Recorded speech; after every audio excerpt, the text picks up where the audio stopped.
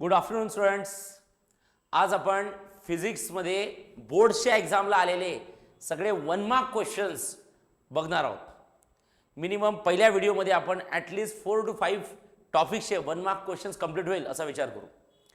आता बघा, 1 mark questions हे फार महत्त्वाचे असतात आणि 1 मार्क क्वेश्चन्सचे आन्सर्स हे तुम्हाला अप्रोप्रिएट आन्सर्स द्यावे लागतात. त्यासाठी कसल्या टाईपचे 1 मार्क क्वेश्चन्स येतात, प्रिव्हियस इयर्स बोर्ड्समध्ये 1 मार्क क्वेश्चन्स कुठले आले होते हे सगळे मी एका ठिकाणी घेतले आहेत आणि थोडे एक्स्ट्रा सुद्धा घेतले आहेत. तर सगळे 1 मार्क क्वेश्चन्स आपण पहिले बघू. आता टॉपिक वाईज आपण सगळे 1 मार्क क्वेश्चन्स बघू. ओके, या नोट्समध्ये म्हणजे ह्या ज्या पीपीटीज तयार केल्या या पीपीटीजमध्ये बाळांनो सगळे MCQs 1 मार्क्स 2 मार्क्स सगळे क्वेश्चन्स आहेत. पण पहिले हा व्हिडिओ मी फक्त 1 मार्क क्वेश्चनसाठी केलेला आहे. ओके, सो बाळांनो फर्स्ट टॉपिक रोटेशनल डायनॅमिक्स फिजिक्समध्ये. ओके, रोटेशनल डायनॅमिक्समध्ये आता MCQचा आपण नंतर व्हिडिओज करू, पहिले आपण 1 मार्क क्वेश्चनचा बघू. ओके, कुठले कुठले 1 मार्क क्वेश्चन्स बोर्डच्या एक्झामला आले आहेत आणि काही एक्स्ट्रा क्वेश्चन सुद्धा टाकलेले आहेत. बघा, फर्स्ट क्वेश्चन मध्ये दिलाय बाळांनो, find the radius of gyration. एवढं लक्षात ठेवा, 1 मार्क क्वेश्चन्समध्ये तुम्हाला न्यूमेरिकल सुद्धा पडतात.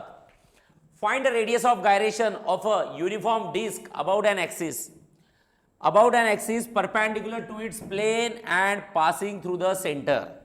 म्हणजे आपण जे काय रोटेशनल डायनॅमिक्समध्ये parallel axis theorem, perpendicular axis थेरमच्या केसेस बघितल्या होत्या, त्यातली डिस्कची पहिली केस आहे axis passing through its centre and perpendicular to its plane. म्हणजे ही तुमची डिस्क आहे, हॉरिझॉन्टल डिस्क आहे आणि तुमचा जो ॲक्सिस आहे तो ओके परपेंडिक्युलर आहे. तर याचा रेडियस ऑफ गायरेशन काय असतं विचारलं. रेडियस ऑफ गायरेशन म्हणजे केची व्हॅल्यू काय असतं. सो बाळांनो आपल्याला मोमेंट ऑफ इनर्शियाचा फॉर्म्युला आहे I = mr² डिवायडेड बाय 2. हा असतो moment of inertia of a disc about an axis passing through its plane and passing through the center and perpendicular to the plane. आता I म्हणजे असतं moment of inertia, सगळ्यांना माहिती आहे I किती असतं mk². सो I असतं बाळांनो mk² किती असतं mr² divided by 2. Now guys gets cancel. Okay, so you simply can say it's a k² किती असतं r² divided by 2. And now when you take a square root, so you will get k under root of r² by 2. Under root of r² by 2. So k r² रूटच्या बाहेर निघाला तर r आणि ते होईल बाळांनो √2. So value of k r by √2. Value of k किती असतं r by √2. Okay, this is the first question. आता थोडं फास्ट घेऊ आपण बाळांनो, लक्ष द्या. सेकंड क्वेश्चन काय दिलाय. हां, सेकंड क्वेश्चन मध्ये दिलाय तुम्हाला सेकंड क्वेश्चन मध्ये दिलाय, does the angle of contact. बघा, does the angle of banking depends on the mass of vehicle. Angle of banking mass of व्हेकलवर डिपेंड आहे काय. तर तुम्ही याचा आन्सर सरळ लिहू शकता, no angle of banking does not depends upon the mass of vehicle. हे आन्सर अगदी बरोबर आहे आणि एवढंच आन्सर लिहायला पाहिजे. पण त्याचं रिझन सांगतो मी काय असतं. बाळांनो आपल्याला एक फॉर्म्युला आहे tan θ किती असतं v²/rg. आणि ज्यामध्ये तुम्ही सांगता थिटा म्हणजे असतं अँगल ऑफ बँकिंग. हा थिटा जर का या साईडला शिफ्ट झाला तर you will get θ tan inverse of v²/rg. tan inverse of v² काय rg. सो थिटा म्हणजे असतं अँगल ऑफ बँकिंग. आणि अँगल ऑफ बँकिंगमध्ये बघा हा फॉर्म्युला आला आहे. अँगल ऑफ बँकिंगच्या फॉर्म्युल्यामध्ये कुठलेही मास ऑफ व्हेकल नाही आहे, एमची टर्म नाही आहे. Angle of banking depends upon कुणावर, velocity of the vehicle, that is the speed of vehicle. Angle of banking depends upon the radius of curvature. Angle of banking depends upon the gravity. Angle of बँकिंगच्या फॉर्म्युल्यामध्ये कुठेही मास नाही, त्यामुळे तुम्ही सरळ सांगू शकता angle of banking does not depend upon the मास. पेपरमध्ये तुम्हाला एवढंच आन्सर लिहायचं आहे, पण त्यासाठी तुम्हाला व्हॅलिड रिझन माहीत पाहिजे. Okay, this one is the second. चला, थर्ड क्वेश्चन काय दिलाय बाळांनो, लक्ष द्या. हां, थर्ड क्वेश्चन मध्ये दिलाय तुम्हाला, ड्युरिंग आईज बॅलेट. ओके, हां बघा बाळांनो, third, during the eyes ballot while in a outer rounds, why do the dancer outstretch their arms and legs. लक्षात ठेवा. ओके, म्हणजे बाळांनो आईज बॅलेटच्या वेळेस ओके जे बॅलेट डान्सर्स असतात ते बॅलेट डान्सर्स ओके त्यांचे लेग्स आणि आर्म्स आउटस्ट्रेच का बरं करतात. लेग्स आणि आर्म्स आउटस्ट्रेच केल्याने काय होतात, मेन ॲक्सिस पासून पार्टिकल्स दूर जातात आणि मेन ॲक्सिस पासून पार्टिकल दूर गेल्यामुळे मोमेंट ऑफ इनर्शिया वाढतो.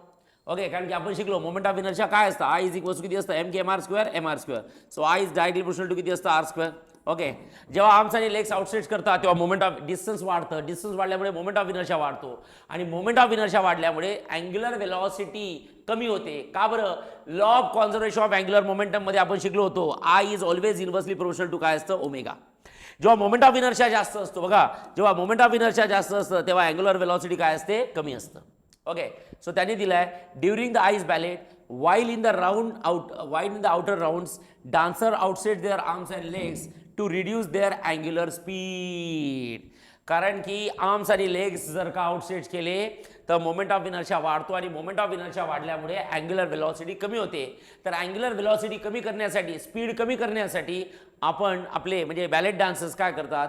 आर्म्स आणि लेग्स काय करतात सांगा? आउटसेट करतात. आणि जर का स्पीड कमी झाली नाही तर ते कोलॅप्स किंवा कोलाइट किंवा खाली पडण्याचे चान्सेस असतात. त्यामुळे अँग्युलर वेलॉसिटी कमी करणं गरजेचं आहे. ओके, नेक्स्ट बाळांनो, नेक्स्ट काय दिलाय? हां, स्टेट तुम्हाला क्वेश्चन दिलाय बघा. क्वेश्चन मध्ये दिलाय बाळांनो, state the principle of conservation of angular momentum. Simple गोष्ट आहे. What is the principle of conservation of angular momentum? तुम्ही हे नाही लिहिलं तरी चालते, प्रिन्सिपल लिहायचं आहे तर तुम्ही इथं लिहू शकता बाळांनो, वेन एक्सटर्नल. जेव्हा तुम्ही व्हिडिओ बघत असतात सोबतच लिहा, अदरवाईज याचे सगळे PDF मी तुम्हाला लिंकमध्ये पाठवलेले आहेत. ओके, बघा, वेन तुम्ही लिहू शकता, when an external torque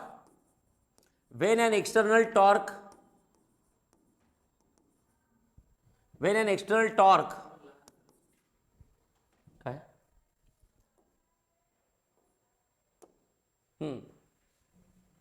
बघा त्याचं स्टेटमेंट काय? 2 मिनिटं.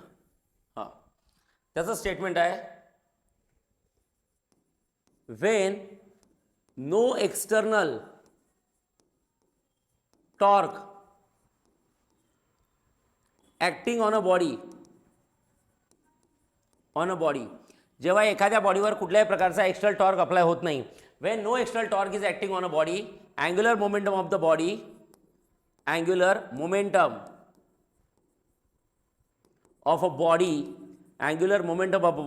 is always remains constant. Okay, remains constant when there is no external torque is acting on a body. जेव्हा एखाद्या बॉडीवर एक्सटर्नल टॉर्क अप्लाय होत नाही, angular momentum of the body is always remains constant. Okay, लक्षात ठेवा. Next बाळांनो, next दिलाय बघा, न्यूमेरिकलच्या फॉर्ममध्ये तुम्हाला 1 मार्क क्वेश्चन दिलेला आहे. आता याच्यात तुम्ही काय करू शकता बघा. हां, 2 bodies have there moment of inertia I and 2I. 2 bodies आहे, दोघांचे मोमेंट ऑफ इनर्शिया दिले I and 2I respectively about their axes are rotation. If the kinetic energy of the rotations are equal, दोन्ही बॉडीची kinetic energy equal दिली आहे. What is the ratio of their angular velocity? Simple गोष्ट आहे. Kinetic energy of a rotational बॉडीचा formula आहे काय? So 1/2 किती असतं? I omega square. ओके, तुम्हाला 2 बॉडी दिल्या आहेत, दोघांचे मोमेंट ऑफ इनर्शिया दिले आहेत. पहिल्या बॉडीचा moment of inertia I1 is equals to I आणि दुसऱ्या बॉडीचा moment of inertia I1 is equals to काय दिलाय बाळा? No 2I. I1 is equals to 2I. Okay, हा मोमेंट ऑफ इनर्शिया दिलाय. आता दोन्ही बॉडीच्या कायनेटिक एनर्जी सेम आहे. So you can say kinetic energy of the first body is equals to kinetic energy of the second body. Okay, kinetic energy म्हणजे काय असतं? 1/2 I omega square. So you can say 1/2 किती असतं? I1 omega 1 square is equals to 1/2 किती असतं? I2 omega 2 square. नाव 1/2 gets cancel. सांगा बघू I1 ची व्हॅल्यू किती असतं? I इथं असतं ओमेगा 1 स्क्वेअर. I2 ची व्हॅल्यू किती असतं बाळांनो? ट्वाइस I इथं असतं omega square. Now I gets cancel. So guys you simply can say omega 1 square is equals to किती असतं? Twice omega 2 square. Okay, so guys you simply can say omega 1 square divided by omega 2 चा square is equals to किती असतं? 2 की 2/1? 2/1. आणि तुम्ही square root घ्या.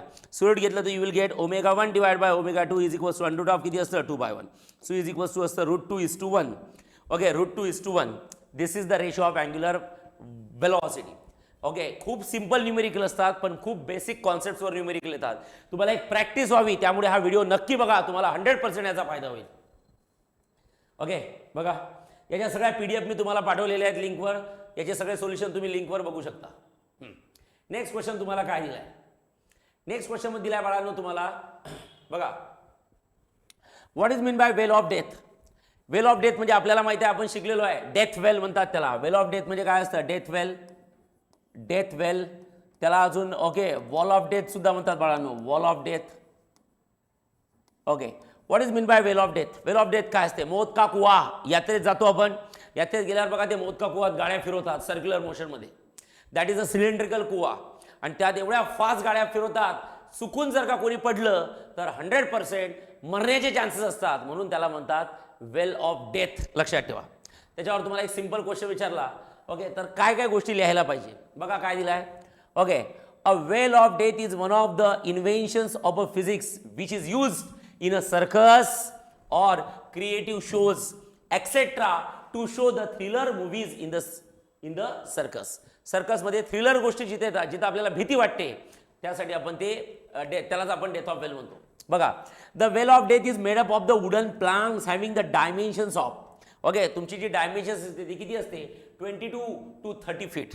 असले वर्ड्स टाकलेत ना तर थोडं चेक करणाऱ्यावर इम्प्रेशन पडतं बाळांनो. लक्षात ठेवा. तुमची जी डेथ ऑफ वेल आहे त्याची हाईट दिलेली आहे बाळांनो. हाईट किती असते? 22 to 30 feet approximately in the radius. Okay, it is generally a barrel shape wooden cylindrical. Why it is known as a well of death? लक्षात ठेवा. सिलेंड्रिकलच्या शेपमध्ये असते. वेल म्हणजे असतं विहीर. विहीर सुद्धा सिलेंड्रिकल शेपची असते, आणि त्यामुळे त्यांचा जो ट्रॅक असतो तो सुद्धा सिलेंड्रिकल शेपचा असतो, म्हणून त्याला वेल हा वर्ड यूज केला. नंतर वाचा, this is called the well of death because it is having a lot of danger almost is equal to death. Okay, चुकून जर का कोणी पडलं, चुकून जर का त्यांचे कॅल्क्युलेशन चेंज झाले तर ते खाली पडतात, आणि खाली पडल्यावर 100% मरण्याचे चान्सेस असतात. There is a biker or a driver of a bike who's drive the bike along with the vertical wall, okay, and shows the different stunts. ते vertical wallवर फिरतात, वेगवेगळे स्टंट करतात, हातपाय सोडून गाडीवर बसतात. ओके, ते त्यांच्या टेक्निक्स असतात. Sometimes the bikers have to face injuries during these stunts. हे स्टंट्स करताना त्यांना काही इंजुरीज फील होतात बाळांनो. Bikers may reach death also if safety precautions are not taken. जर का त्यांनी प्रिकॉशन्स घेतले नाही तर डेथ सुद्धा होण्याचे चान्सेस आहे. दीज बघा, the bikers are able to drive over a vertical wall of the well due to the physics being present everywhere as a friction acts over the there and centrifugal force. सगळ्यात महत्त्वाचं आहे ते circular motion का बरं perform करतात? कारण की त्यांच्या व्हेकलची व्हील आणि नंतर तुमचा ज्या वेलवरनं फिरताय वुडन प्लॅंक यांच्यामध्ये फ्रिक्शन असते. फ्रिक्शनमुळे ते इझिली सर्क्युलर मोशन परफॉर्म करू शकतात.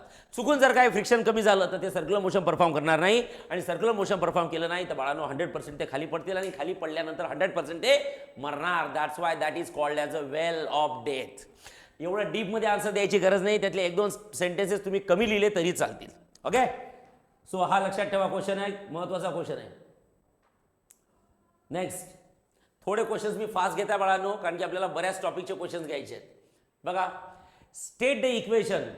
होप सो की देवाला प्रार्थना करा आज जे क्वेश्चन्स आपण घेत आहोत तेच क्वेश्चन पेपरमध्ये यावेत, आणि एक तुम्हाला प्रॅक्टिस होतं. दुसरे जरी क्वेश्चन आले तरी तुम्हाला एक प्रॅक्टिस राहते की कशा प्रकारे आन्सर द्यायला पाहिजे. बघा, okay, state the equation for kinetic energy of a rolling body. Kinetic energy of a rolling बॉडीचं इक्वेशन काय? तर हे जे दिलेलं आन्सर आहे चुकीचं आहे, आपण थोडं प्रॉपर लिहू. रोलिंग बॉडी बाळांनो 3 टाईपच्या कायनेटिक एनर्जी असतात. एक असतं translational kinetic energy. Translational kinetic energy किती असतं? 1/2 किती? mv². दुसरं असतं बाळांनो रोटेशनल कायनेटिक एनर्जी, ती किती असते? 1/2 किती? I⍵². ओके, आणि तिसरं असते rolling kinetic energy. This is the kinetic energy of translational motion. This is the kinetic energy of rotational motion. लक्षात ठेवा.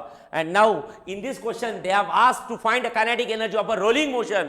रोलिंग मोशनची कायनेटिक एनर्जी काय असते? सो फक्त फॉर्म्युला लिहायचा आहे. Kinetic energy of a rolling body किंवा kinetic energy of a rolling body किंवा रोलिंग मोशन किती असतं?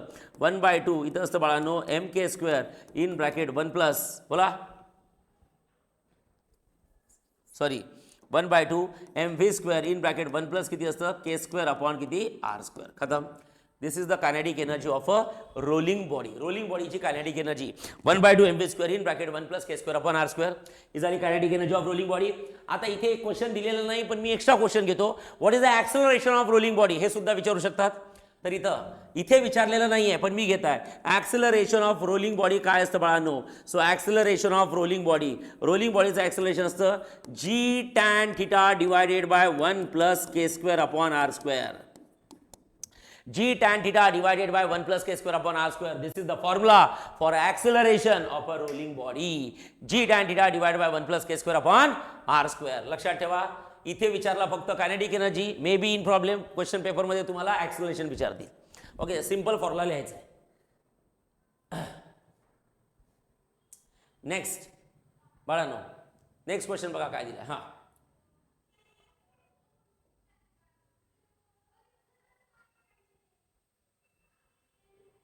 हां, नेक्स्ट क्वेश्चन मध्ये दिलाय बाळांनो, लक्ष द्या. Okay, a hollow sphere radius, बघा न्यूमेरिकलच्या फॉर्ममध्ये सुद्धा क्वेश्चन्स येतात. अ हॉलो स्पियर रेडियस, आपण सगळे क्वेश्चन हे रोटेशनल डायनॅमिक्सचे घेत आहोत. मी गॅरंटी घेतो या क्वेश्चनची प्रॅक्टिस करून जा, तुम्हाला 100 पैकी 8 क्वेश्चन जमणार म्हणजे जमणार, आणि खूप महत्त्वाचे असतात, लक्षात ठेवा. A hollow sphere has a radius of 6.4 metre. What is the minimum velocity required by a motorcyclist at the bottom to complete the circle? Okay, bottom to complete the circle. Bottom top position म्हणजे हा numerical vertical circular motions आहे. तर आपल्याला माहिती आहे बाळांनो, व्हीसीएम म्हणजे काय असतं, व्हर्टिकल सर्क्युलर मोशन. आता या व्हर्टिकल सर्क्युलर मोशनच्या वेगवेगळ्या पोझिशन असतात. याला म्हणू आपण टॉप पोझिशन, ओके, याला म्हणू आपण बाळांनो बॉटम पोझिशन, याला म्हणू आपण हॉरिझॉन्टल पोझिशन. ओके,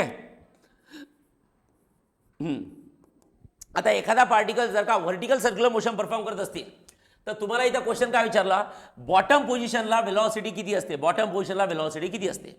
तर सिंपल फॉर्म्युला आहे बाळांनो, velocity at bottom position, velocity at bottom position, bottom पोझिशनला वेलॉसिटी किती असते, √5 That's it. Just put the value, get the answer. You know 5? Yes. You know R? Yes. You know G? Yes. Okay, just make it a product, you will get the answer. That is 17.7. आता इथे मी calculation करून दाखवू शकत नाही. कॅल्क्युलेशनमध्ये कोणाला problem असेल तर तुम्ही ऑफलाईन आपल्या क्लासवर या, आय एम अवेलेबल. ओके, इथं तुम्ही ऑनलाईनमध्ये फक्त फॉर्म्युला लक्षात ठेवा आणि कॅल्क्युलेशन्स करू शकता.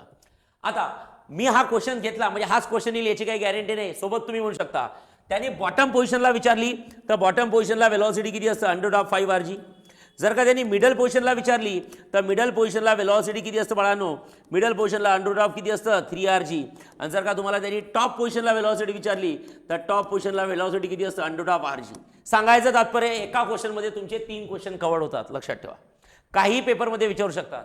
इथे त्यांनी बॉटम विचारली, कदाचित ते पेपरला टॉप विचारतील, कदाचित ते पेपरला मिडल. आत्ताच व्हिडिओ बघत असताना तुम्ही नोट डाऊन करून घ्या. ओके, नेक्स्ट बघा, नेक्स्ट क्वेश्चन काय दिलाय बाळांनो. हां, बघा एक क्वेश्चन दिलाय simple. Okay, a bend in a level road has a radius of, बघा लेवल रोड म्हणजे नो बँकिंग ऑफ रोड. 2 टाईपचे रोड असतात बाळांनो, एक हॉरिझॉन्टल कर्व रोड आणि एक असतं banking of road. Horizontal curve road कुठे असतात, सिटीमधले जे रोड्स असतात ते, आणि बँकिंग ऑफ रोड कुठे असतात, हायवेजवर असतात. लेवल म्हणजे असतं बाळांनो हॉरिझॉन्टल, लक्षात ठेवा. A horizontal road has a radius of, एका हॉरिझॉन्टल रोडची रेडियस दिली आहे बाळांनो किती, 100 metre. Okay, find the maximum speed which can turning this bend maybe without skidding. The coefficient of friction is to be given. Coefficient of friction दिलेला आहे बाळांनो तुम्हाला किती, between the tire and the road is 0.8. Okay, आणि तुम्हाला म्हणतात speed काढा, तर आपल्याला एक फॉर्म्युला आहे व्ही मॅक्सचा फॉर्म्युला आहे √ऑफ किती असतं, μRg. म्यू म्हणजे असतं कोइफिशिएंट ऑफ फ्रिक्शन, आर म्हणजे असतं रेडियस ऑफ कर्वेचर आणि जी म्हणजे असतं acceleration due to gravity. So म्यूची व्हॅल्यू असतं 0.8, आरची व्हॅल्यू किती दिली आहे तुम्हाला 100 आणि जीची व्हॅल्यू किती दिली आहे 9.8. Is that clear? Yes. So you simply can से, चला बोला 0.8 × 9.8 प्रॉडक्ट करा, 100 मल्टिप्लाय करा, आन्सर काढा. आन्सर थोडं अप्रॉक्सिमेट आलं तरी चालतं, जास्त टाइमपास करू नका. 1 मार्क क्वेश्चनला लॉक टेबलनी आन्सर काढायचे नाहीत. याचं एक सिंपल एक्झाम्पल सांगतो मी कसं. 9.8 × 0.8 किती असतं. सो बाळांनो 98 × 8 किती असतं, 8 × 8 64, 4 6, 8 × 9 72, 72 + 6 किती असतं 78. ओके, 9.8 0.8 दोन डिजिट मागे ओढले 7.84. सो या दोघांचा प्रोडक्ट आला 7.84 × 100 म्हणजे 10⁻²2. ओके, थोडक्यात सांगायचं झालं तर बाळांनो 7.84 आणि 10⁻² जर का बाहेर निघाला, 10⁻² जर का बाहेर निघाला तर बाळांनो 10⁻1, कारण की 10ची पॉवर इव्हन आहे. इव्हन टर्म बाहेर निघाली तर काय होईल, हाफ. ओके, मग 7चा स्क्वेअर रूट किती असतं, तर आपल्याला माहिती आहे ना बाळांनो, √4 किती असतं बाळांनो 2 आणि √9 किती असतं 3 आणि तुम्हाला विचारलं √7.8. 7.8 म्हणजे √8. मग 8चा स्क्वेअर रूट 4 पेक्षा जास्त 9 पेक्षा कमी, म्हणजे माझा आन्सर 2 पेक्षा जास्त आणि 3 पेक्षा कमी येणार आहे. म्हणजे माझा आन्सर किती येणार 100%. बोला किती येणार 2.8 something × 10⁻1. How many digits I have to shift 1 forward backward forward 28. खतम. लॉग टेबल यूज करू नका, टाइमपास करू नका 1 मार्क क्वेश्चनसाठी. तिथं टाइमपासही नाही पाहिजे, फास्टही लिहिल्या गेले पाहिजे आणि अप्रॉक्सिमेट जसं पाहिजे तसंच. त्यातही थोडे कमी जास्त लिहिलं तर मार्क मिळणार नाही.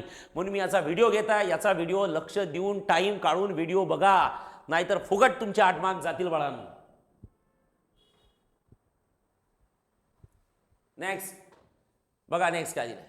हे झाले 1 मार्क क्वेश्चन, जस्ट बेसिक घेतले फॉर रोटेशनल डायनॅमिक्स. ओके, प्रत्येक टॉपिकचे मी 8 ते 10 क्वेश्चन्स घेणार बाळांनो. ओके, आता नेक्स्ट बघा काय दिलं आहे. मेकॅनिकल प्रॉपर्टीज ऑफ फ्लुइड्स हा आपला सेकंड टॉपिक आहे. यात MCQ सुद्धा घ्यायचे आहे, पण MCQचा मी वेगळा व्हिडिओ करणार आहे. 2 मार्क क्वेश्चनचा मी वेगळा व्हिडिओ करणार आहे. इथे 1 मार्क क्वेश्चन्स बघायचे आपल्याला. बघा 1 मार्क क्वेश्चन. हां, आता तुम्हाला क्वेश्चन मध्ये दिला आहे बघा.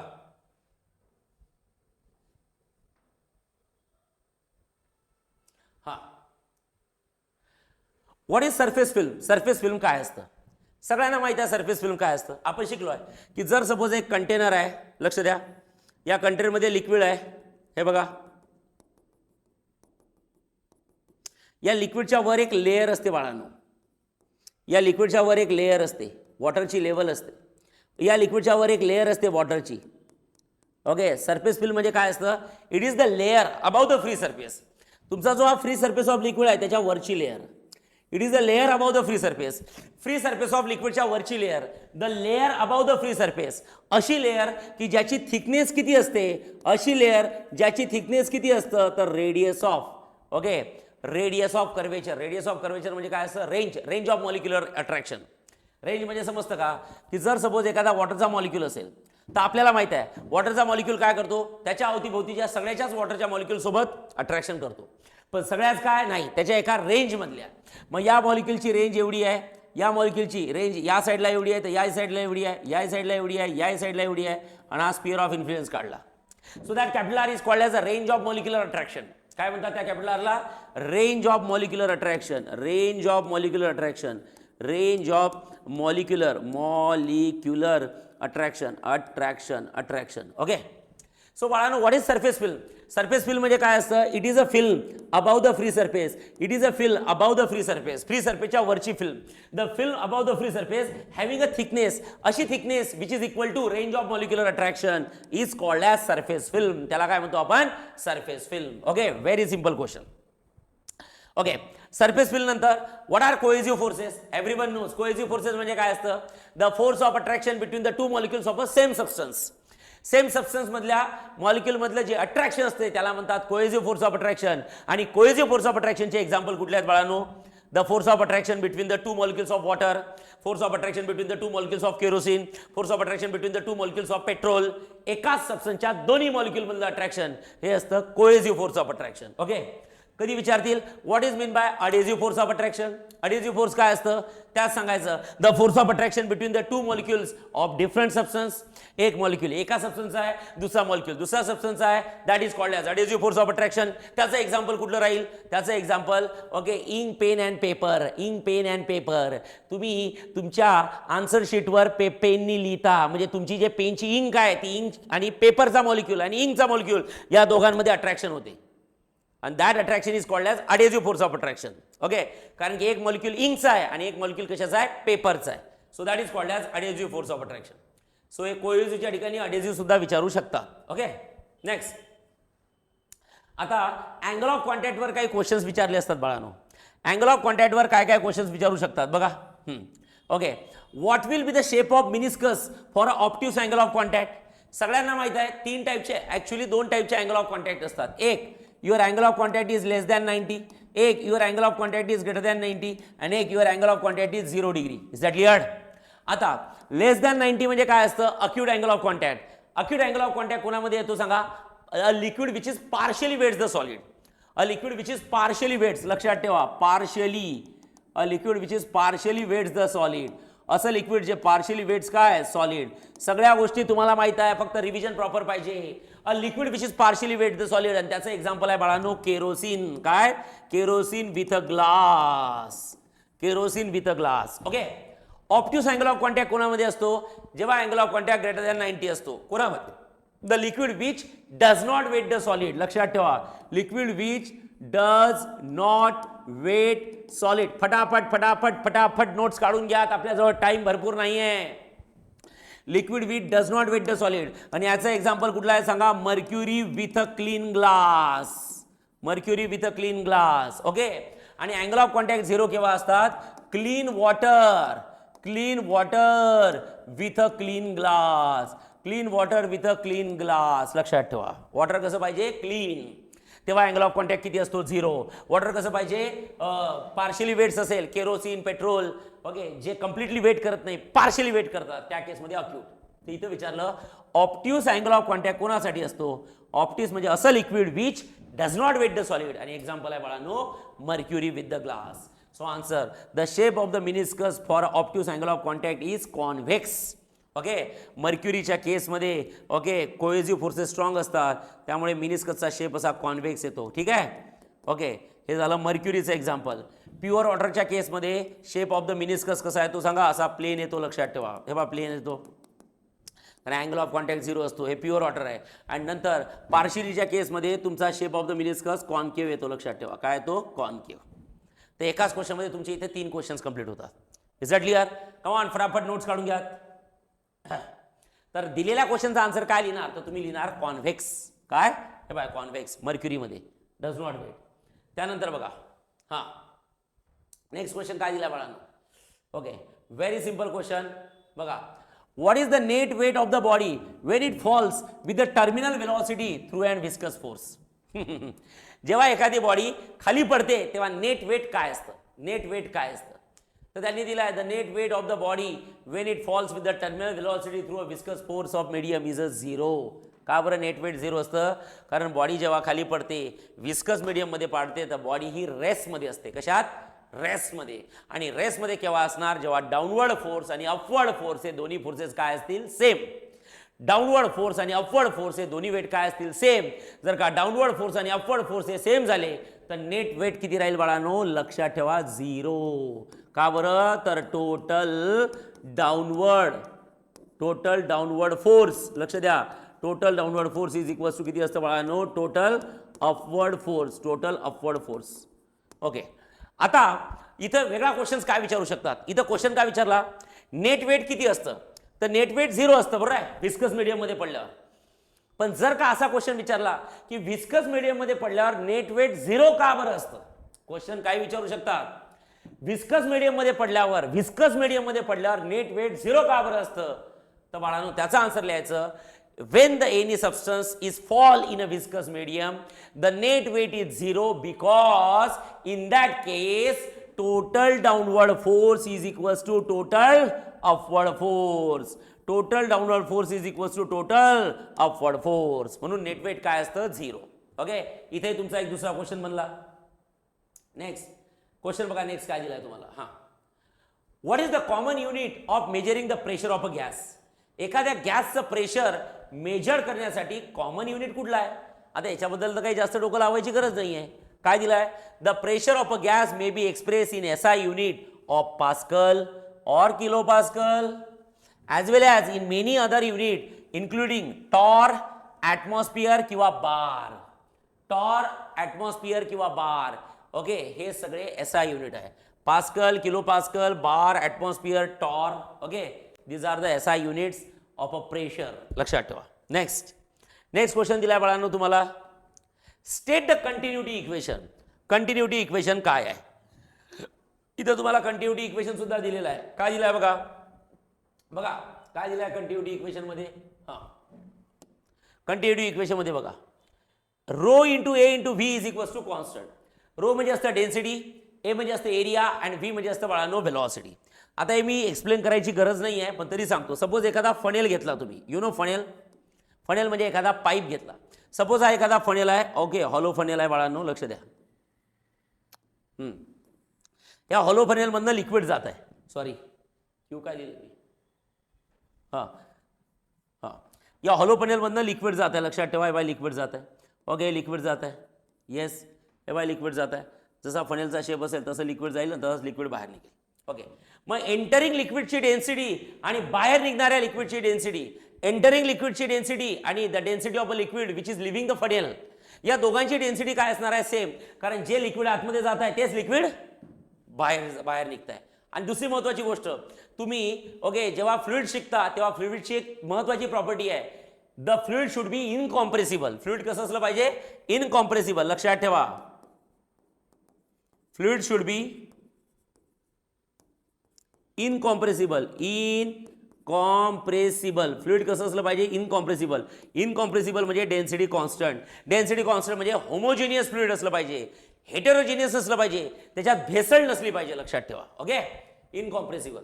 तर बाळांनो लक्षात ठेवा, कंटिन्युटी इक्वेशनचं आहे density into area into velocity. Density म्हणजे liquid entering, liquid leaving, density same असली पाहिजे. डेन्सिटी ए म्हणजे area of the liquid entering, आणि जेव्हा लिक्विड एंटर होत असेल तेव्हा वेलॉसिटी V1 असते. जेव्हा लिक्विड बाहेर जाते तेव्हा एरिया A2 असतो आणि वेलॉसिटी किती असते? V2. लक्षात ठेवा. Okay, so rho into A into V is always constant. So काय दिलाय बघा, the proof the law of conservation of mass in a fluid dynamics. लक्ष द्या, कंटिन्यू MCQ मध्ये क्वेश्चन पडू शकतो. Continuity equation is a law of conservation of mass. Continuity equation is not a law of conservation of energy, it is a law of conservation of mass. Okay. Also, if the fluid is incompressible, incompressible म्हणजे density constant, density will be remain same. So ρ1 is equals to किती असतं? ρ2. एकदम simple sentence मध्ये तुम्हाला continuity equation लिहायचं आहे. Okay, got it everyone? महत्वाचा question आहे, बराच वेळ लागला आपल्याला. ठीक आहे. नेक्स्ट क्वेश्चन बघा काय दिलाय. ओके, अतिशय सिंपल क्वेश्चन आहे बाळांनो. हा काय दिलाय? अ स्क्वेअर प्लेट. क्वेश्चन्स हे न्यूमेरिकलच्या फॉर्मॅटमध्ये सुद्धा येतात. Don't take it lightly. 8 पैकी 3 क्वेश्चन तुम्हाला न्यूमेरिकल पडणार आणि 5 प्युअर थेरी पडणार. लक्षात ठेवा. A square plate of area 100 centimetre square म्हणजे एरिया दिलाय, moves parallel to another plate with the velocity, म्हणजे तुम्हाला इथं वेलॉसिटी दिली आहे बाळांनो. Both plate immerse in water, दोन्ही प्लेट वॉटरमध्ये आहे. डोंट वरी, ह्या सगळ्या क्वेश्चनची PDF मी तुम्हाला आपल्या लिंकवर टाकलेली आहे. लिंकवरनं तुम्हाला क्वेश्चन विथ आन्सर सुद्धा भेटतील आणि मी एक्स्ट्रा गोष्टी ज्या लिहून देत आहे याचे सुद्धा PDF फोटोज मी टाकलेले आहेत ग्रुपवर.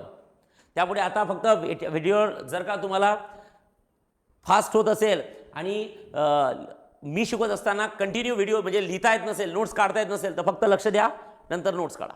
पण माझी तरी इच्छा राहील की सोबतच नोट्स काढा, नंतर तुम्हाला पुन्हा 1 मार्क क्वेश्चनला हात लावायची गरज पडणार नाही. ओके, बघा तुम्हाला इथे एरिया दिलाय बाळांनो, इथे वेलॉसिटी दिली आहे. न्यूमेरिकल सॉल्व करताना असंच करायचं. Okay, if the viscous force, इथं तुम्हाला व्हिस्कस फोर्स दिलाय अँड व्हिस्कॉसिटी ऑफ द वॉटर दिलेली आहे. Okay, what is the distance between the plate, plate मधलं डिस्टन्स किती आहे.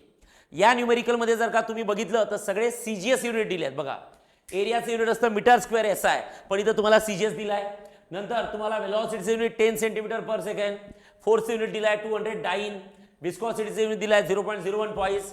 What is the distance between the plate, plate मधलं डिस्टन्स काय, तर तुम्हाला इथे न्यूटन्स लॉ ऑफ व्हिस्कॉसिटी यूज करायचा आहे. आणि न्यूटन्स लॉ ऑफ व्हिस्कॉसिटी काय असतं, इथं मी सोल्युशन दिलेलं आहे तरी मी सांगतो. न्यूटन्स लॉ ऑफ व्हिस्कॉसिटी काय असतं, force is directly proportional to area, force is directly proportional to VG. VG म्हणजे असतं वेलॉसिटी ग्रेडियंट आणि नंतर असतं बाळांनो force is directly proportional to काय असतं. ओके, हां, दोनच गोष्टीला डायरेक्टली प्रोपोर्शनल टू असतं, एरिया आणि VG. या दोघांचं मिळून जर का इक्वेशन तयार केलं तर तुमचं इक्वेशन येतं force is directly proportional to area into किती असतं VG. सो प्रपोर्शनॅलिटी साइन काढली तर इक्वल टू आणि काय येतं कॉन्स्टंट, एरिया इंटू किती असतं बाळांनो VG. So force is equal to that constant is called as eta. त्या कॉन्स्टंटला म्हणतो आपण इटा, आणि इटा म्हणजे असतं बाळांनो कोइफिशियंट ऑफ व्हिस्कॉसिटी. लक्षात ठेवा, इटा म्हणजे काय असतं, coefficient of viscosity. So F is equal to eta into A into VG. VG म्हणजे velocity gradient, change in velocity upon किती असतं, change in distance. Okay, change in velocity, लक्ष द्या, चेंज इन वेलॉसिटी अपॉन किती असतं, change in distance. So force is equal to eta into A into VG. VG म्हणजे velocity gradient, velocity gradient म्हणजे असतं change in velocity upon change in distance. Change in velocity upon किती असतं, change in distance. Okay, just put the value, get the answer. Okay, त्यात तुम्हाला व्हिस्कॉसिटी दिली आहे बाळांनो, इटाची व्हॅल्यू दिली आहे ती टाका, एरिया दिला आहे, वेलॉसिटी दिली आहे आणि डिस्टन्स सुद्धा दिला आहे. डिस्टन्स नाही, तुम्हाला डिस्टन्स काढायला लावला आहे, सॉरी डिस्टन्स काढायला लावला आहे. म्हणजे काय करणार, हा dx इकडे घेणार, हा जाईल इटा A, इथं आहे dv आणि हा कोण झाला F. Okay, so Itachi value दिली आहे बाळांनो तुम्हाला, किती दिली आहे 0.01 पॉईंट्स. चला माझ्यासोबत फास्ट करा, एरियाची व्हॅल्यू किती आहे सांगा 100, dv म्हणजे वेलॉसिटी दिली आहे किती 10 and divide by force, force किती दिला आहे सांगा 200. Yes, 2 0 gets cancel, very simple. आणि इथे किती होईल 2 आणि 100, 2 1 जा आणि 2 किती होईल 5 जा. सो 5 इंटू किती असतं 0.01, 5 इंटू 0.01 म्हणजेच किती असतं 0.05. Okay 0.05. Is that clear? Very simple. Next. Okay next बघा काय दिलाय बघा क्वेश्चन.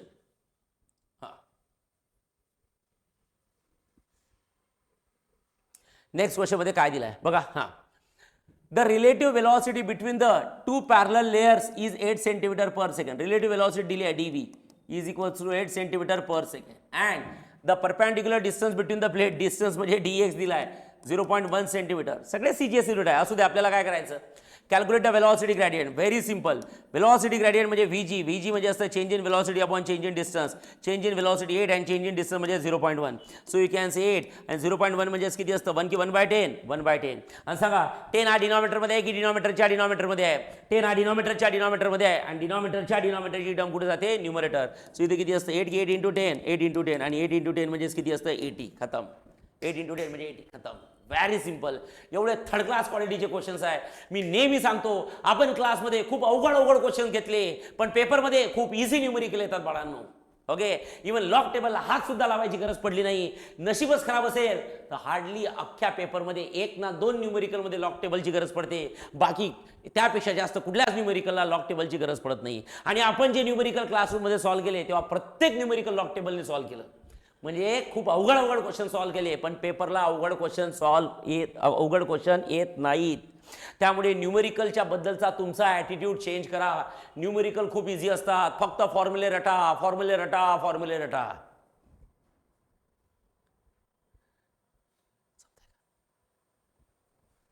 ओके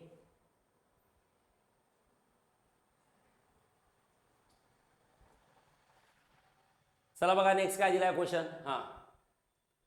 ओके हा लास्ट क्वेश्चन आहे 1 मार्क क्वेश्चन मधला.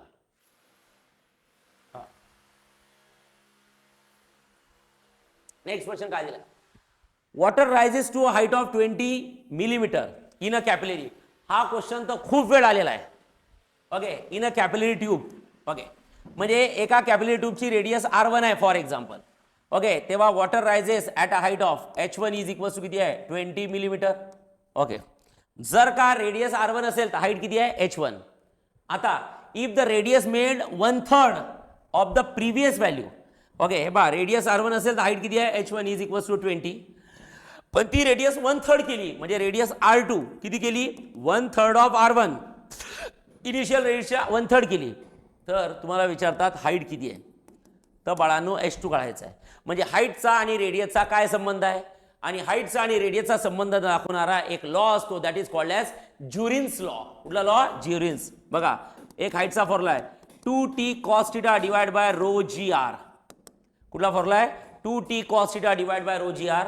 हे यूज केलं चालते. कॅपिलरीचे डेरिव्हेशन आहे ज्यामध्ये समजतं हाईट ही रेडियसला डायरेक्ट आहे की इन्व्हर्स आहे inverse. So height is always inversely proportional to काय असतं बाळांनो radius. Height is always inversely proportional to radius. So you can say H2 upon H1 is equals to R1 upon R2. वरचं खालीन खालचं वर. हाईटचं आणि रेडियसचं पटतं की पटत नाही पटत नाही. आणि जर का पटत नसेल तर काय असतं H2 upon H1 is equals to किती R1 upon R2. H2 R2 H1 R1 H2 R2 H1 R1 H2 R2 H1 R1.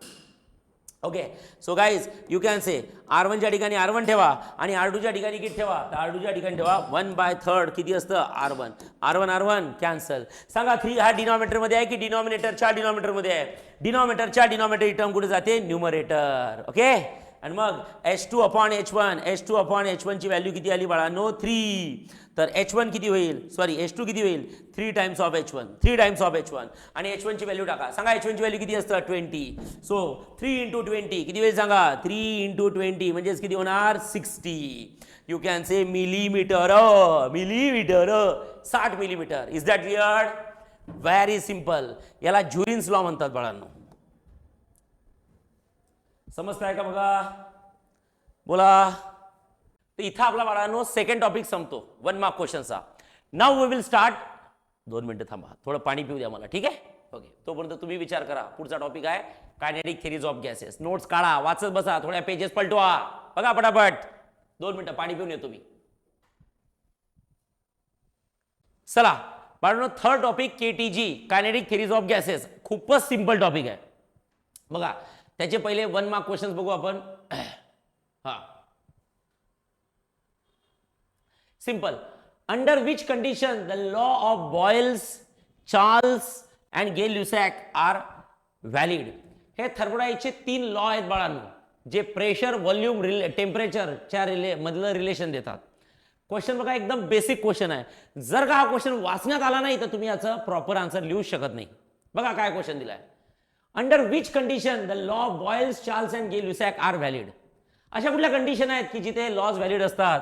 Simple language मध्ये आन्सर लिहायचा आहे. आन्सर प्रिंट होऊन आलेला आहे, तुम्ही वाचू शकता. बघा, the law of Boyle's, Charles and Gay Lussac are strictly valid for ideal gases. Strictly valid for ideal gases. Okay, only if the pressure of a gas is not too high and temperature of the gas. Only if the pressure of a gas is not too high and temperature of the gas. चुकीचं आहे, चुकीचं आहे, चुकीचं आहे. बरोबर करू आपण. येता बा,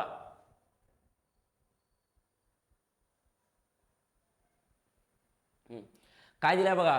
The law of Boyle's, Charles and Gay-Lussac are strictly valid for ideal gases only if the pressure of a gas, pressure and temperature of a gas, असं लिहू. pressure and temperature of gas is not too high. Okay, not too high and too low. जर का गॅसचं pressure आणि temperature खूप जास्त किंवा खूप कमी नसेल, not too high, not too low, then and only then we can use that ideal gas equation and we can use that laws. Boyle's law सगळ्यांना माहिती आहे बाळांनो. काय असतं Boyle's law? Pressure is always inversely proportional to volume. Just revise करून घेत आहे. When temperature is constant. Charles law काय असतं? Volume is directly proportional to काय असतं? टेम्परेचर. आणि गे-लुसॅक काय असतं? Pressure is directly proportional to काय असतं बाळांनो? टेम्परेचर. ओके, हे नाही लिहायचं आहे आपल्याला, आन्सर हेच लिहायचं आहे. ओके, नेक्स्ट बघा, पुढे काय दिलं आहे. हां, आता बघा काय दिलं आहे. On what the values of absorption coefficient, म्हणजे कोइफिशियंट ऑफ ॲब्झॉर्प्शन जो स्मॉल ए असतो. Okay, reflection coefficient R, transmission coefficient depends in addition to the material of the object on which the radiation is incident. आता kinetic theories of गॅसेसमध्ये जर का आपण रेडिएशनचा article बघितला तर त्या रेडिएशनच्या आर्टिकलमध्ये बाळांनो हे 3 कोइफिशियंट्स आहेत. कुठले? Coefficient of absorption, amount of heat absorb divide by total amount of heat incident. Coefficient of reflection, याच्या सुद्धा डेफिनेशन विचारू शकतात. Is amount of heat reflected, okay, divide by total amount of heat incident. Coefficient of transmission is amount of heat transmitted divide by total amount of heat incident. Okay, question काय विचारलाय?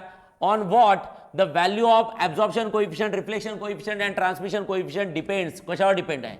in addition to the material of the object on which radiation is incident. The simple answer, the value of absorption coefficient, reflection coefficient किंवा transmission coefficient depends on wavelength of the incident radiation. सगळ्यात महत्वाचं लक्षात ठेवा, या सगळ्या कोइफिशियंटची value कोणावर depend आहे? Wavelength of incident radiation, wavelength of electromagnetic wave in addition to that material of the object which radiation is incident. Okay, म्हणजे थोडक्यात कशावर डिपेंड आहे? वेवलेंथवर डिपेंड आहे. तुम्ही जर का एक प्रॉपर सेंटेन्समध्ये जरी लिहिलं की these all 3 coefficient depends upon the wavelength, तरी मोर दॅन सफिशियंट बरोबर आन्सर आहे. पुढचं नाही लिहिलं तरी चालते. सेकंड, ओके बघा नेक्स्ट काय दिलं. Third, why the temperature of all bodies remains constant at room temperature. Room टेम्परेचरला सगळ्या बॉडीचं टेम्परेचर का बरं कॉन्स्टंट राहते? त्याचा आन्सर दिलाय बाळांनो. हे बघा, हे क्वेश्चनचे आन्सर तुम्ही लिहू नाही शकत बरं का, जर का वाचण्यात नाही आले तर. त्यामुळे लेक्चरला लाईटली घेऊ नका. All the bodies radiates as well as absorb the radiation at room temperature, but their rate of emission and rate of absorption is same. त्यांचा रूम टेम्परेचरला सगळ्या बॉडी हीट ॲब्झॉर्ब करतात आणि हीट एमिट करतात. त्यामुळे heat ॲब्झॉर्प्शनचा rate आणि heat एमिशनचा rate काय? Same. जेवढी अमाऊंट ऑफ हीट ॲब्झॉर्ब केली तेवढी अमाऊंट ऑफ हीट एमिट केली. 5 जूल एवढी हीट ॲब्झॉर्ब केली, 5 जूल एवढी हीट एमिट केली, तर स्वतःजवळ काय राहिली? काहीच राहिली नाही. त्यामुळे बॉडीचं टेम्परेचर वाढले नाही, बॉडीचं टेम्परेचर कमी झालं नाही, बॉडीचं temperature same to same constant राहिलं. ओके, कारण की रेट ऑफ ॲब्झॉर्प्शन आणि रेट ऑफ एमिशन काय असतं? सेम. त्यामुळे टेम्परेचर सुद्धा काय राहतं बाळांनो? Same. Okay, next, about what temperature all the bodies radiates electromagnetic radiation. असं कुठलं टेम्परेचर आहे की त्या टेम्परेचरच्या वर इलेक्ट्रोमॅग्नेटिक वेव्ह हीट रेडिएट करते? बाळांनो, all the bodies at a temperature above the 0 kelvin. पढाई करनी पडेगी. अशा क्वेश्चनचे आन्सर माहीत नसतात, त्यासाठी व्हिडिओ बघावा लागतो बाळांनो. ओके, तुम्ही पहा टॉपिक हो का आपल्या नोट्समधनं, पण नोट्समध्ये टेक्स्टबुकमध्ये असं कुठलंच लिहून नसते. हे त्यामुळे 1 मार्क क्वेश्चन खूप महत्वाचे आहे. यांना लाईटली घेतलं, हुशार हुशार मुलांच्या अकला आग्यावर येतील, लक्षात ठेवा. Above what temperature all the body radiates electromagnetic radiation. असं कुठलं टेम्परेचर आहे की ज्याला सगळ्या बॉडीज इलेक्ट्रोमॅग्नेटिक वेव्ह रेडिएट करतील? तर तुम्ही सांगू शकता अबाव 0 केल्विन. Above 0 kelvin. 0 केल्विनच्या वर. ओके, बघा बाळांनो, नेक्स्ट काय दिलाय? हा, तुम्हाला नेक्स्ट दिलाय. हा, determine the pressure of a nitrogen at 0 degree Celsius. Okay, म्हणजे हे टेम्परेचर दिलाय. If the density of nitrogen is very good. इथे डेन्सिटी दिलेली आहे. RMS स्पीड ऑफ नायट्रोजन, अरे वा वा वा वा, RMS स्पीड दिलेली आहे, CRMS. ओके, हे इथं दिली आहे CRMS, वेलॉसिटी RMS. प्रेशर काढायचं आहे. आत्ताच फॉर्म्युला शिकवला होता. प्रेशर P इज इक्वल्स किती असतं? 1/3 × ρ × c². खतम. Put the value, get the answer. एवढे चिल्लर क्वेश्चन येतात, चिल्लर. थोडा अभ्यास करा बरोबर, काहीच प्रॉब्लेम येणार नाही. Okay, so it's 1/3. Okay, rho म्हणजे असतं डेन्सिटी, इट्स 1.25. अँड C म्हणजे असतं बाळांनो व्हेलॉसिटी. C म्हणजे असतं RMS व्हेलॉसिटी. सांगा RMS व्हेलॉसिटी किती आहे? 489. Okay, just make it a calculation. दोघांचं मल्टिप्लिकेशन करा, 3 ने डिवाइड करा. लॉग टेबलला हात सुद्धा लावायची गरज पडणार नाही बाळांनो. एवढं सिंपल फिजिक्स आहे. फिजिक्सपेक्षा सिंपल काहीच नसतं. ओके, आणि एवढं लक्षात ठेवा, PCMB मध्ये पहिला कोण येतो? फिजिक्स. फिजिक्स जर चांगला गेला तरच तुमची केमिस्ट्री, मॅथ्स, बायो चांगले जाणार, लक्षात ठेवा. त्यामुळे फिजिक्सवर फोकस करा. आणि बरोबर तुम्हाला 4 ते 5 दिवस भेटलेले आहेत रिव्हिजनसाठी. आणि एवढे दिवस फिजिक्सलाच का बरं दिले जातात? कारण की सगळ्यांना माहीत आहे हा सब्जेक्ट थोडा विचित्र आहे. फक्त त्याला टेक्निकली अभ्यास करा, रटू नका. लवकर, fast. This is all over about the kinetic theories of gases. Okay,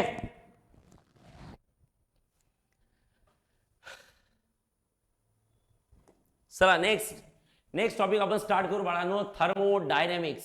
okay, MCQचा मी नंतर व्हिडिओ करतो पहिले. आणि हे सगळे MCQ बोर्ड्सला आलेले आहेत, त्यामुळे हे बघणं आपल्याला गरजेचं आहे. आपण पहिले 1 मार्क क्वेश्चन्स करू, म्हणजे 8 मार्क तरी आपले चांगले होतील फिक्स. बघा थर्मोडायनॅमिक्स मध्ये किती बेसिक क्वेश्चन्स दिले आहेत. When the 2 objects are said to be in thermal equilibrium. 2 ऑब्जेक्टला थर्मल इक्विलिब्रियम मध्ये आहे असं केव्हा म्हणू शकतात? Sir, 2 objects are said to be in thermal equilibrium if the temperature of the both objects will be same. Very simple. बघा, when the 2 objects are at same temperature, they are in a thermal equilibrium. राजासारखा answer लिहायचं एका sentence मध्ये. बाकीचं भारूड लिहित बसायचं नाही तर काही येडे काय करतात माहिती आहे का? तिथे 0th लॉ लिहून येतात. 0th लॉ विचारलाच नाही आहे तुम्हाला, लक्षात ठेवा. ओके, फक्त विचारलं थर्मल इक्विलिब्रियम म्हणजे काय. 2 बॉडी थर्मल इक्विलिब्रियम मध्ये असं आपण केव्हा म्हणू? जेव्हा दोघांचं टेम्परेचर सेम असते. The science of measuring temperature is called as. Measuring टेम्परेचरला मेजर करण्याचं जे सायन्स असते त्याला आपण म्हणतो थर्मोमेट्री. काय म्हणतो बाळांनो? थर्मोमेट्री. 11th स्टँडर्ड मध्ये होते थर्मल प्रॉपर्टीज ऑफ मॅटर मध्ये. Okay, the science of measuring temperature is called as thermometry. Next, state the 0th law of thermodynamics. मग इथे लॉ लिहा तुम्ही. काय 0th law of thermodynamics? The 0th law of thermodynamics states that if the 2 systems A and B are in thermal equilibrium with the third system, then third system C, then A and B are in thermal equilibrium with each other. मी एकदा समजून सांगतो काय असतं 0th law of thermodynamics काय असते. Okay बाळांनो, 0th law of thermodynamics मध्ये सांगू शकता ही सिस्टम A आहे, ही सिस्टम B आहे आणि ही सिस्टम C आहे. When the system A is in thermal equilibrium with system B, when the system A is in thermal equilibrium with system B, म्हणजे system A चा आणि सिस्टम B चा temperature same आहे. When the system A is in thermal equilibrium with system B and system B is in thermal equilibrium with system C, म्हणजे temperature of B is equals to किती असतं? Temperature of C. When the system A is in thermal equilibrium with system B and system B is in thermal equilibrium with system C, then we can say system A and system C are also in thermal equilibrium. तू माझी मैत्रीण आहे आणि ती तिची मैत्रीण आहे, तर ए ची सुद्धा सी कोण झाली, मैत्रीण झाली. Okay, this is called as thermal equilibrium and zeroth law of thermodynamics. काय सांगू शकता, when the two systems are in thermal equilibrium, when the two systems are in thermal equilibrium with system C, then you can say system A and system C are in thermal equilibrium. This is the zeroth law. Okay. Next, what is the energy associated with the random disordered motion of the molecules of a system is called as. Okay, जर का मॉलिक्यूलची जी energy असते त्या मॉलिक्यूलच्या एनर्जीला आपण काय म्हणतो, energy associated with the random disordered motion of the molecule. मॉलिक्यूलचं जे काय रॅन्डम मोशन असते, इकडे तिकडे इकडे तिकडे इकडे तिकडे फिरत राहतात, disordered motion, that is called as internal energy. काय म्हणतो आपण त्याला, इंटरनल एनर्जी. मॉलिक्यूलची जी एनर्जी आहे, ज्या एनर्जीमुळे मॉलिक्यूल हे रॅन्डम मोशनमध्ये असतात, डिसऑर्डर्ड मोशनमध्ये असतात, that energy is said to be an internal energy. Energy associated with the random disordered motion of the molecules of a system is called as internal energy of the molecule of a system. ती कुठली energy असते, internal. नाव सांगितलं internal energy. तर बाळांनो, कधी उत्तर फक्त पॉईंटमध्ये देऊ नका, कशात, वर्डमध्ये. ते तुम्हाला पूर्ण आन्सर सेंटेन्समध्ये द्यायचं आहे, लक्षात ठेवा. तुम्हाला विचारलं त्या एनर्जीला काय म्हणतात, फक्त इंटरनल एनर्जी मिळून सोडू नका, पूर्ण क्वेश्चन लिहा. Energy associated with the random disordered motion of the molecule is called as internal energy. Next, a group of object that can form a unit which may have the ability to exchange the energy with its surrounding is called as. त्या ग्रुपला आपण काय म्हणतो, सांगा, त्या ग्रुपला आपण काय म्हणतो. एनर्जी सिस्टम मध्ये एनर्जी ट्रान्सफर करण्याचा जो ग्रुप असतो त्या ग्रुपला आपण काय म्हणतो बाळांनो, सिस्टम. काय म्हणतो, सिस्टम. वरचाच क्वेश्चन ॲज इट इज उचलायचा आहे आणि फक्त लिहायचा आहे थर्मोडायनॅमिक सिस्टम. फक्त थर्मोडायनॅमिक सिस्टम लिहू नका, तुम्हाला मार्क देणार नाही, पूर्ण सेंटेन्समध्ये आन्सर लिहावं लागेल. काय लिहाल, a group of objects that can form a unit which may have an ability to exchange the energy with its surrounding is called as thermodynamic system. त्याला म्हणतो आपण thermodynamic system. Next, on what basis a thermodynamic system can be classified. Thermodynamic system कुठल्या बेसिसवर classify कराल, तर simple दिला आहे. a thermodynamic system can be classified on the basis of possible transfer of heat and matter to the environment. Heat transfer होत आहे की matter transfer होत आहे, लक्षात ठेवा. याच्यावर थर्मोडायनॅमिक्स चालते. हीट आणि मॅटर एवढं लक्षात ठेवा. Transfer of heat and transfer of matter, that's it. Okay. Next, what is thermodynamics process. Thermodynamics process काय असतात, a process by which to or more state variables of a system can be change.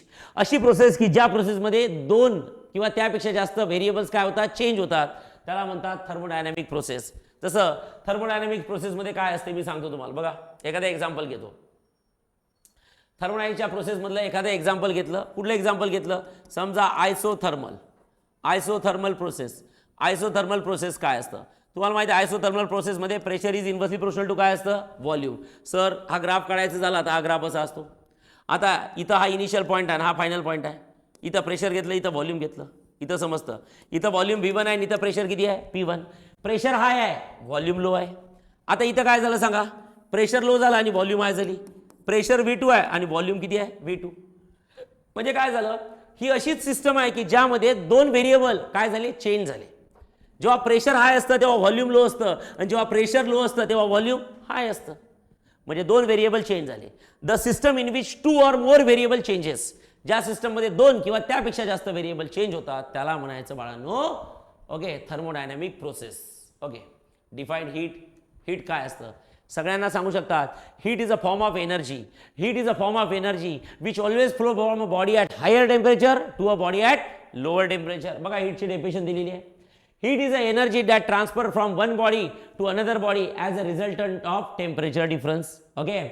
If the two bodies at a different temperature are brought together, if two bodies at a different temperature are brought together, एक hot body है, एक cold body है, आणि hot आणि cold body जर का जवळ आले, heat transfer from बोला hot body to cold body, high temperature to low temperature. Okay. If the two bodies at a different temperature are brought together, then energy is transferred. The heat flows from a hotter body to colder body, high temperature to low temperature. This is called as heat. Heat is a sort of energy. Okay, next. बघा काय दिलाय. हां, next question.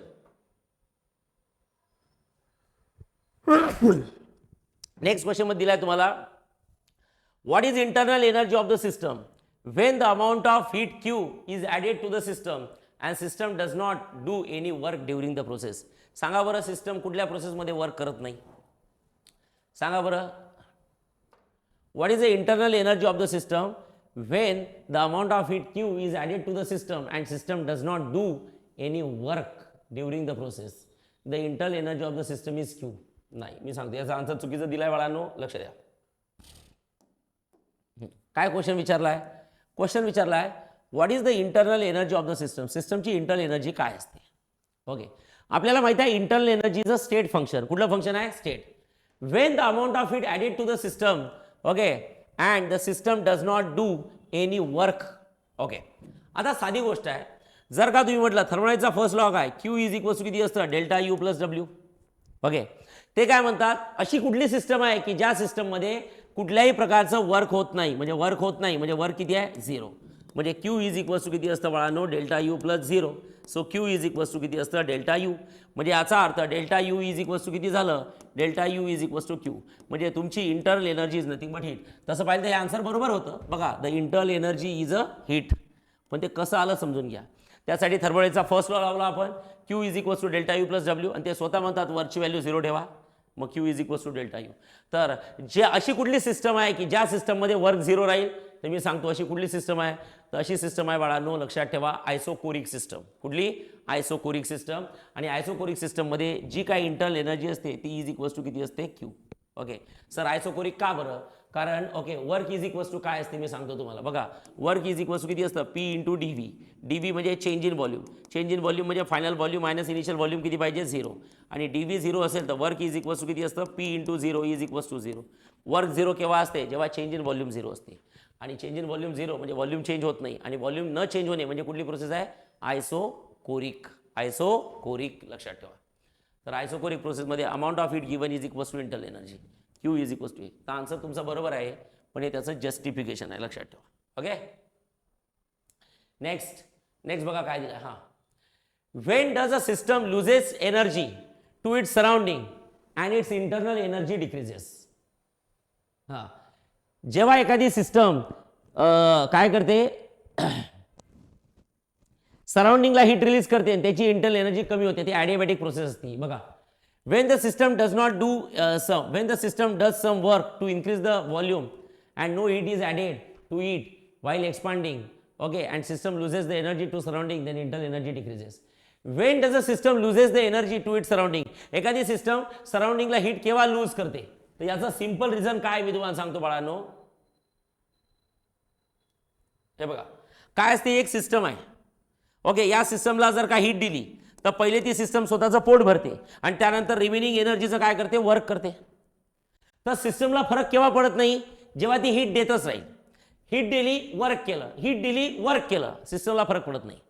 पण आता problem काय झाला माहिती आहे का, जर का सपोज तुम्ही हीट देणं बंद केलं आणि सिस्टमद्वारे वर्क करून घेता, म्हणजे सिस्टमला तुम्ही इनपुट देत नाही आहे पण सिस्टमद्वारे वर्क करून घेता. त्याला खायला देत नाही पण त्याच्याकडनं काम करून घेत आहे. त्याला खायला दिलं, काम करून घेतलं, खायला दिलं, काम करून घेतलं, सिस्टमला फरक पडत नाही. आपले जसं आहे, आपण जेवतो म्हणून फिजिकली काम करतो, जेवतो म्हणून फिजिकली काम करतो, पण आपलं इनपुट कमी केलं आणि आपल्याकडनं काम करून घेतलं तर आपली इंटरनल एनर्जी वाढणार आहे की कमी होणार आहे, कमी होणार आहे. कारण आपल्याला कोणी खायलाच देत नाही आहे आणि आपल्याकडून कोणतरी काम करून घेत आहे. काम करायला एनर्जी पाहिजे, ती एनर्जी कुठली भेटणार, तर आपल्या बॉडीत जी कुठली बच्चीकुची एनर्जी आहे ती निघून जाणार आहे. आणि काही वेळानंतर तुमची बॉडी पूर्णतः एक्झॉस्ट होईल आणि तुमच्या बॉडीची इंटरनल एनर्जी काय होईल बाळांनो, बंद होईल. काय होईल, बंद म्हणजे स्टॉप होईल, डिक्रीज होईल. तर तेच म्हणतात इंटरनल एनर्जी बॉडीची केव्हा कमी होते, जेव्हा बॉडीद्वारे तुम्ही वर्क तर करून घेता पण कुठल्याही प्रकारची हीट बॉडीला देत नाही. बॉडीला कुठल्याही प्रकारची हीट देत नाही पण बॉडीद्वारे वर्क करून घेता, तर अशा केसमध्ये बॉडी स्वतःच्या इंटरनल एनर्जी, स्वतःजवळ जेवढी काय एनर्जी आहे त्याचं वर्क करून घेते. ओके, आणि स्वतःची इंटरनल एनर्जी कमी होते, लक्षात ठेवा. इथे लिहू शकता, when the system does do some work to increase its volume and no heat is added. बघा, नो हीट इज ॲडेड, कुठली हीट देत नाही तुम्ही. दोन गोष्टी आहे, जेव्हा तुम्ही बॉडीकडनं वर्क करून घेता आणि बॉडीला कुठलं इनपुट देत नाही. तुम्ही बॉडीकडनं आउटपुट काढून घेता पण बॉडीला कुठलंही इनपुट्स देत नाही. काय देत नाही? इनपुट देत नाही. अशा केसमध्ये इंटरनल एनर्जी 100% कमी होणार बॉडीची, लक्षात ठेवा. ओके. त्यानंतर काय दिलाय बघा. हां, state the first law of thermodynamics. Very simple. The first law of thermodynamics states that heat is form of energy and thermodynamic process are therefore subject to the principle of law of conservation of energy. हा क्वेश्चन बऱ्याच वेळ विचारतात. First law of thermodynamics is a law of conservation of energy. लक्षात ठेवा. This means that heat energy cannot be created, cannot be destroyed. तुम्ही वाचून घ्या. ओके, हे मी पूर्ण तुम्हाला टाकलेलं आहे पीडीएफच्या फॉर्मॅटमध्ये बाळांनो. आणि थर्मोडायनॅमिक्सच्या फर्स्ट लॉचं स्टेटमेंट होतं हे. ॲक्च्युली हे चुकीचं स्टेटमेंट आहे. तुम्ही हे स्टेटमेंट करेक्ट करायला पाहिजे. हे केमिस्ट्रीमध्ये असं स्टेटमेंट, तुम्ही फिजिक्समध्ये स्टेटमेंट करेक्ट करायला पाहिजे. तुम्ही लिहायला पाहिजे Q is equals to delta U plus W. Yes, Q is equals to delta U plus W. Q म्हणजे amount of heat added, delta U मध्ये to increase the internal energy and W म्हणजे असतं work done by the system. Q म्हणजे amount of heat added, delta U म्हणजे to increase the energy and work, W म्हणजे असतं work done by the system. ठीक आहे, हे लक्षात ठेवा. बाकी थेरॉटिकल लॉज आहेत, हे नोट्समध्ये सुद्धा आहेत आणि पीपीटीवर सुद्धा आहेत. Okay. What is heat engine? Heat engine काय असतं? कधी कधी फॉर्म्युला विचारतात हीट इंजिनचा. Heat engine is a device that convert the heat into work. Heat engine हे असं डिव्हाइस आहे जे काय कन्वर्ट करतं? Heat engine. Okay, heat into work. बघा, हीटचं कन्वर्जन वर्कमध्ये करतं. It takes the heat from the reservoir and does to some work, moving a piston, lifting the weight, finally discharge and some heat is. म्हणजे मी तुम्हाला सांगितलं आहे की इथं बाळांनो सोर्स असतो. सोर्सचं टेम्परेचर T1 आहे. इथं हीट इंजिन आहे. हीट इंजिन आहे. इथं amount of heat given Q1 असते. इथं वर्क करता आणि इथून आउटपुट बाहेर निघते Q2. लक्षात ठेवा. याला आपण सिंक म्हणतो. काय म्हणतो? सिंक. आणि सिंकचं टेम्परेचर किती असतं? T2. ओके. हीट इंजिन हे असं इंजिन आहे, work is to be done, म्हणजे हे झालं तुमचं आउटपुट हीट इंजिनचं. Q1 with the amount of heat in, Q2 with the amount of heat released. Okay, and W with the work done by the system. So heat इंजिनचा formula असतो बाळांनो. Okay, हे बघा हीट इंजिनचा formula दिला आहे. Write an equation for Carnot heat engine. Carnot heat engine एकच असतं. N is equals to N is equals to 1 minus TC minus TH.